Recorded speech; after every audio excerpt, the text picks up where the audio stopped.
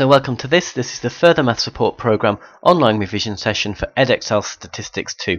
In this session we're going to be looking at sample statistic distributions, which are sort of hidden a little bit in the syllabus, but are becoming quite useful and important questions. So with this we need to be able to understand the terminology that we are expected to use. So we need to understand what a population, what a parameter and what a census are. We also need to know what a sample and a statistic are. We need to be able to define sampling frames and also sampling units. We also need to be able to form simple probability functions of a discrete sample statistic. And that sample statistic could be a mean, it could be a mode, it could be a median. And the emphasis here is small samples. Otherwise it becomes very hard work. They could ask anything. They could give you the maximum value of a small sample, all sorts of things. So a lot of the questions are designed to help you, and you'll see what I mean when I start looking at these. So a nice question to start off with. You may be asked, as was in June 2010 on question 1, to explain what you understand by a population. So basically a population is a collection of everything. It's a collection of all of your items.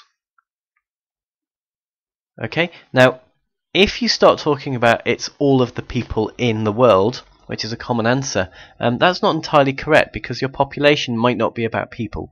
So we do need to keep this one in particular quite vague. They may ask you in a particular context what the population is, and it might be something like the height of all the trees in a forest or something like that, but please make sure you're applying where necessary.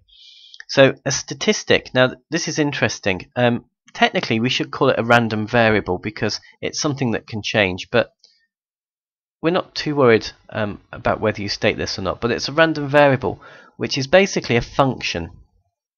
Now it's a function only of the data, so it's a function of the data from a sample. As a consequence, and it is worth writing this as well, it mustn't contain any parameters. Okay, it's always worth stating that. Now a parameter is a characteristic of the population. So for instance it could be the population mean or the population variance of a normal distribution. Okay, so you just need to be aware that a statistic mustn't contain any parameters, and that's quite important. So 2 marks, 1 for defining a population, 1 for defining a statistic. So it can then contextualize. So a researcher took a sample of 100 voters, so we know we're taking a sample, from a certain town and asked them who they would vote for in an election. The proportion who said they would vote for Mr. Smith was, Dr. Smith, sorry, was 35%.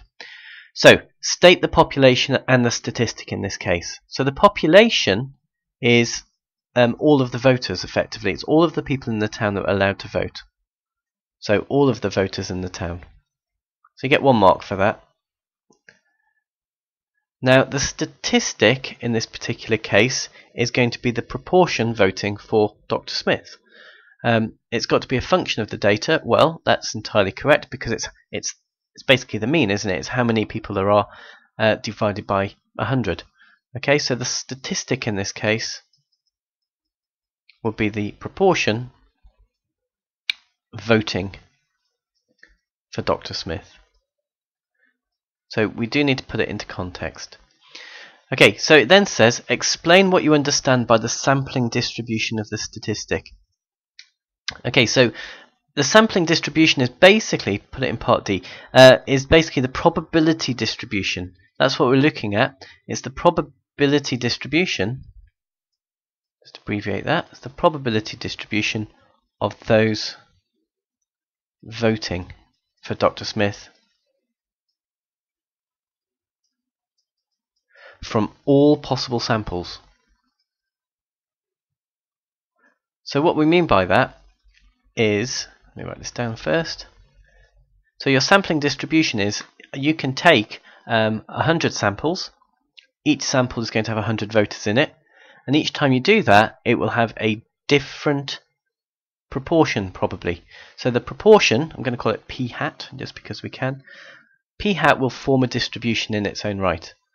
Okay, and that p hat, which is what we're talking about here, is all of the possible values that that could be. Now you'll see this in action in a different question when we're talking about a sample statistic, but p hat is your sample statistic and the distribution of it is all of the values that it could be with their associated probabilities from all possible samples that you could take, and in this case we're dealing with samples of 100.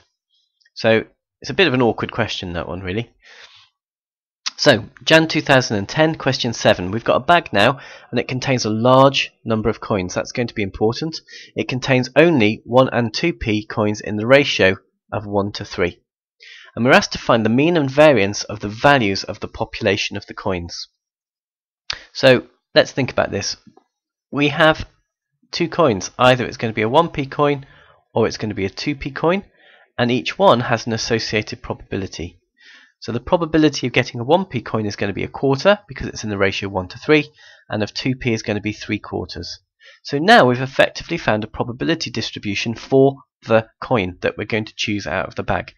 As a consequence, we can find the mean, which is really just the expected value, as you would do on S1. So it's going to be 1 times by 1/4 plus 2 times by 3/4. And if we calculate that through, that's going to give me 1.75. So you get 1 mark for that, that's all. Now, to work out the variance, again we need to recognize that this is the expectation of squares minus the square of the expectation.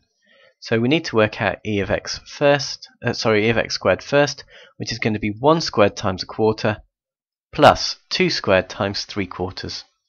And that's now going to give me a value of 1/4 plus 12 over 4, which is 13 over 4. And from that I'm going to subtract the mean squared. So the variance of x is going to equal 13 over 4 minus 7 over 4, that's 1.75 squared, and evaluating that will give you 3 over 16. So you get 2 marks here. Your first mark is for effectively using this formula, and then you get your final mark for getting the correct answer out of that. So the question continues. We're now told that we're taking a sample, and we're going to take a sample size of 3. And what we're asked to do is to list all possible samples. So you can either, and it is a very good idea to list all of these. So 1, 1, 1. So that's getting a 1, then a 1, then a 1, or a 1, 1 and a 2. My suggestion here is to be quite systematic about how you do this. Okay? Otherwise you can sort of get into trouble. So here I'm writing down all possible combinations in quite a logical way. Now you need to realize that these 3 here are 3 completely different options. Getting a 1 and then a 2 and then a 2 is different from getting a 2 and then a 1 and then a 2. Okay? Now there's some assumptions we need to make. So you get 2 marks. You basically get 1 mark for getting one of those, one of this triplet, one of this triplet, and then the one on the end. You get 2 marks for getting all of them correct. Now I told you that this word large here is going to be quite important. Technically we're doing without replacement. We're taking things out of a bag and not putting them back in. And you'll realise in a minute that's going to be a bit complicated, because we're going to be asked to find the sampling distribution of the mean. So we have really 3 groups. We have 1, 1, 1, and the mean of that is 1. We then had 3 groupings. This is where order is now not being important, of 1, 1, 2. And the mean of that is 4/3. We've then got 3 lots of having a 1, a 2, and then a 2, which is going to have a mean of 5/3. And then we've got 1 opportunity of having a 2 and a 2 and a 2. And you might notice that these numbers down here are your binomial coefficients. Okay, and that's quite useful to bear in mind. So maybe this forms a binomial distribution. Well, it does, as long as we make one assumption, and it's the fact that because our bag originally is so large that we've got sufficient coins in here that keeps the probabilities the same.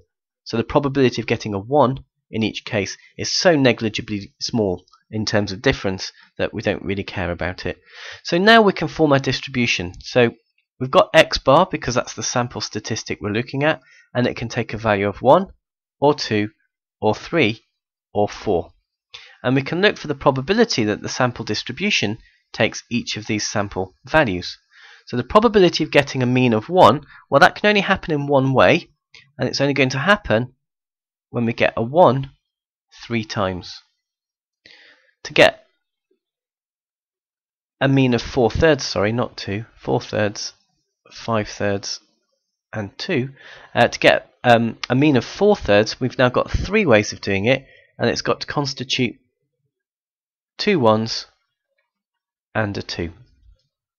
Likewise, to get a mean of 5/3, there are 3 ways of doing this. We need a 1 and 2 2s, and then to get a mean of 2, we've only got one way of doing this, but it's got to be a 2 and then a 2 and then a 2. Okay, so working these out in each turn, we're going to get 1/64, we're going to get 9/64, we're going to get 27/64, and we're going to get 27/64. Okay, so this is what we mean by the probability distribution, or the sample distribution of the mean value of the samples. So they could equally ask this to find the probability distribution of the sample statistic, or the sample mean. Now, it's always a good idea just to check they add up to 1, which they do. So let me show you where the marks are now allocated for this. Okay, we get lots and lots of marks. You get 1 mark for getting the means correct, the fact that there are 4 values that x bar could take. You then get 1 mark for getting p cubed effectively correct, and an accuracy mark then of getting 1/64. So that's quite nice. You get quite a lot of marks for this. Your second mark is for getting this correct, and then you get another mark for the accuracy, and then you get another mark for getting the final 2 correct. So it's quite a systematic way. Please make sure you can answer these questions. Okay. So, May 2011, question 1. Factory produces components. Each component has a unique identity number, and it is assumed that 2% of the components are faulty. On a particular day, a quality control manager wishes to take a random sample of 50. Identify a sampling frame. Now, effectively, a sampling frame is something from which you can select your sampling units. So in this particular case, it's going to be, it's usually a register if you're talking about a school, but in this case, it's going to be a list of the ID numbers. Okay, it's not going to be a list of the components, it's going to be a list of the ID numbers of the components. We're then told that the statistic f represents the number of faulty components in a random sample of 50, and we're asked to specify the sampling distribution.